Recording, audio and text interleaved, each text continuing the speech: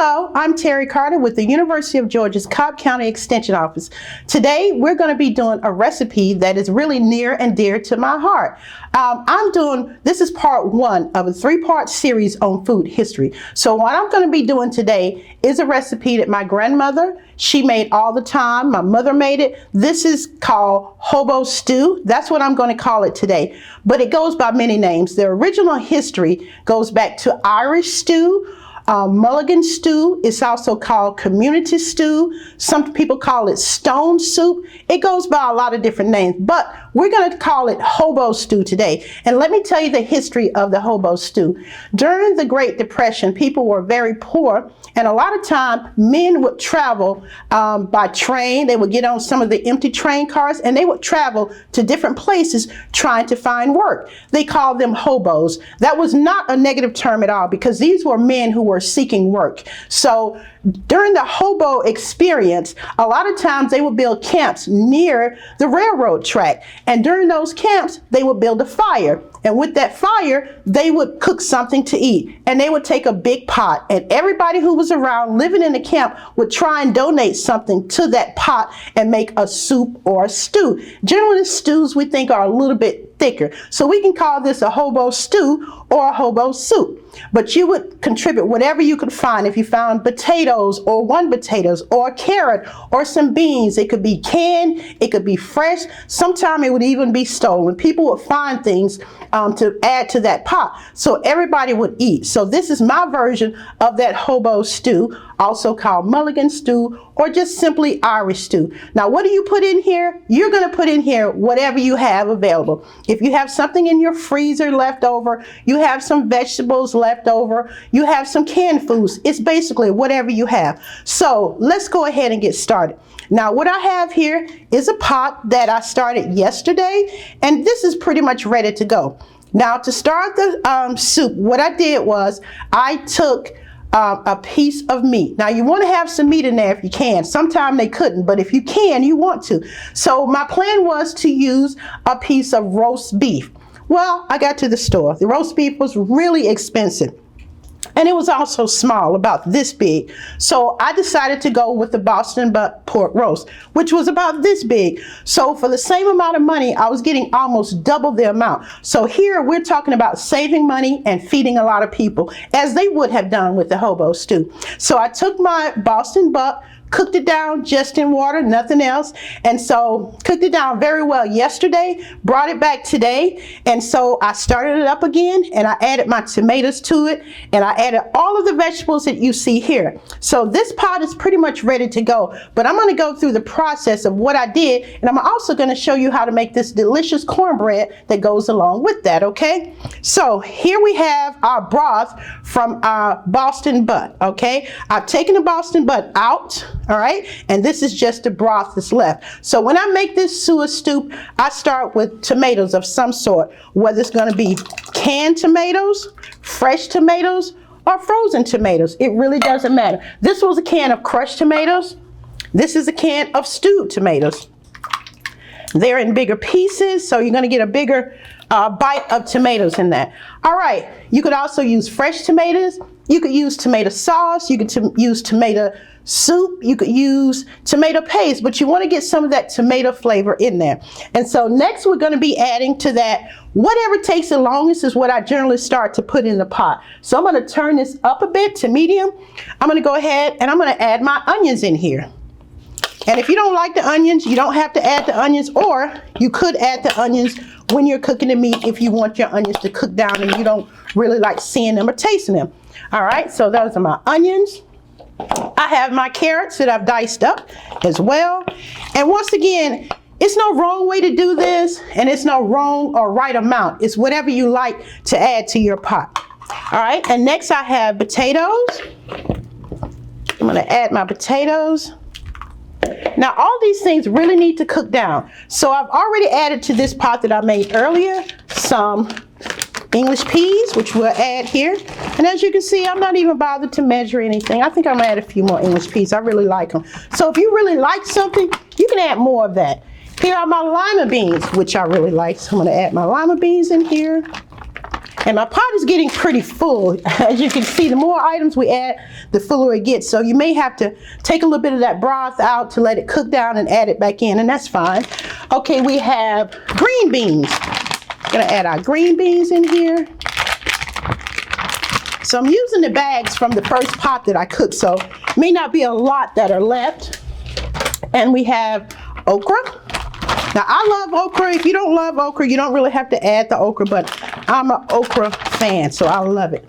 All right, and we have fresh corn off the cob. I bought the corn, and so we're gonna add our corn in here.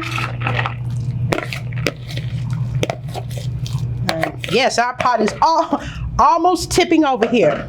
Now, this is the pork that we cooked earlier. I took it out, and I'm gonna add this back in, but I'm not gonna add it in right now. I'm gonna allow this pot to cook down a little bit, because as you can see, it's right near the top. So we're gonna let everything cook down, and I'll show you what happened. Oh, and my garlic. I forgot to add the garlic.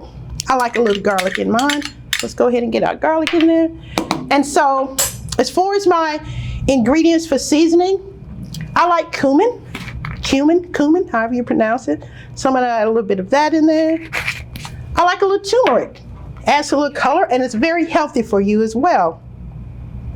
Isn't that beautiful? I love the color of turmeric. I'm gonna add a little bit of garlic powder, even though we added some garlic already. I want to add a little bit more flavor. Sometimes layering flavors helps a lot. Oops, it's coming out both sides.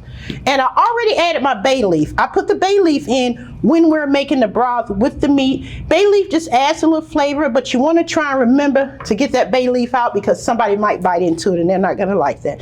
And I have a little Mrs. Dash Italian medley, just basically Italian seasonings. And that's it. That's basically all you do. And as I said, whatever you like, you can add. And if it's something here that you don't like, you can leave that out, of course. So I'm gonna mix this up a little bit and let this continue to simmer down. So now we'll go over to our pot that's already ready to go. And we're gonna ladle a little bit of this up.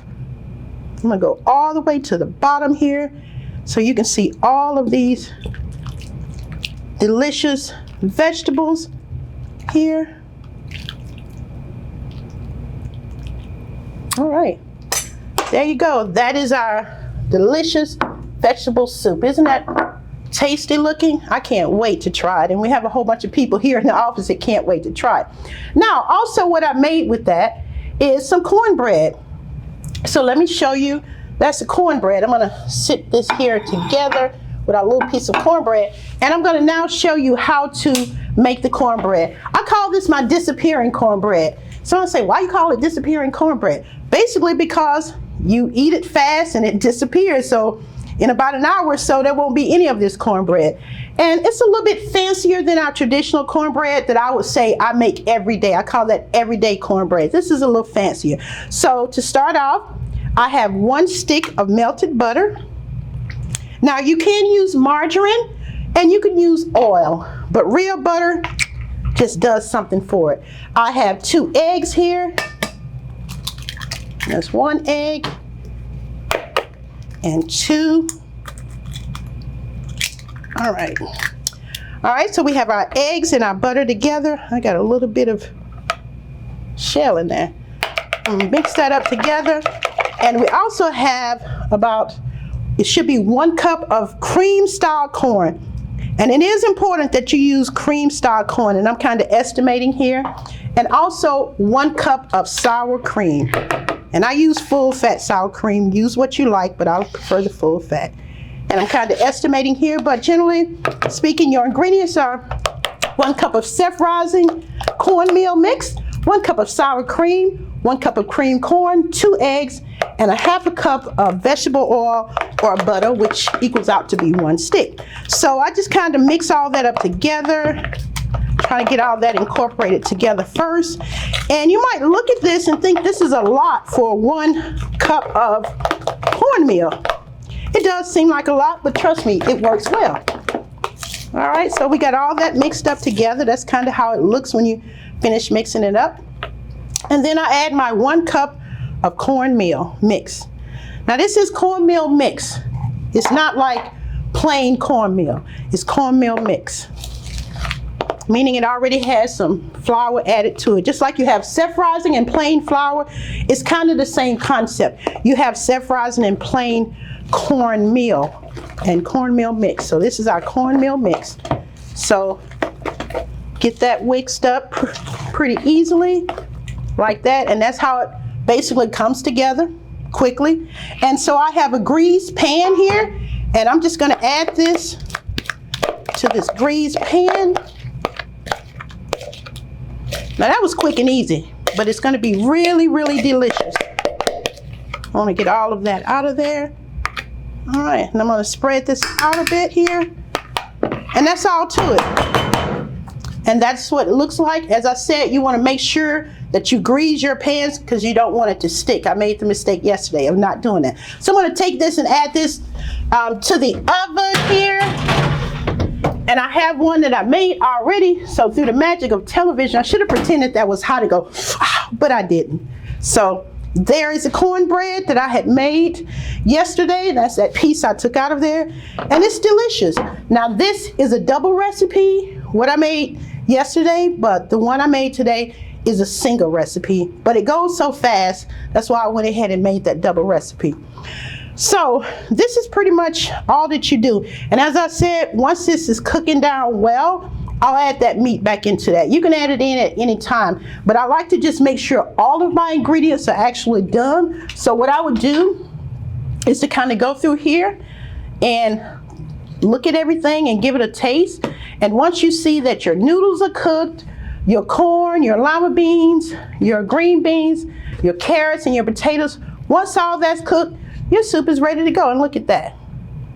Now, if you were vegetarian and vegan, you can leave the meat out, in which case you would need to have a really good broth. You're going to make yourself a really good vegetable broth with your carrots and celeries and things like that to give it some flavor. But you could make this as a vegetarian or vegan dish. I'm pretty sure during the Great Depression, there were people who ate this soup and made this soup a lot of times without any meat because you couldn't find any meat.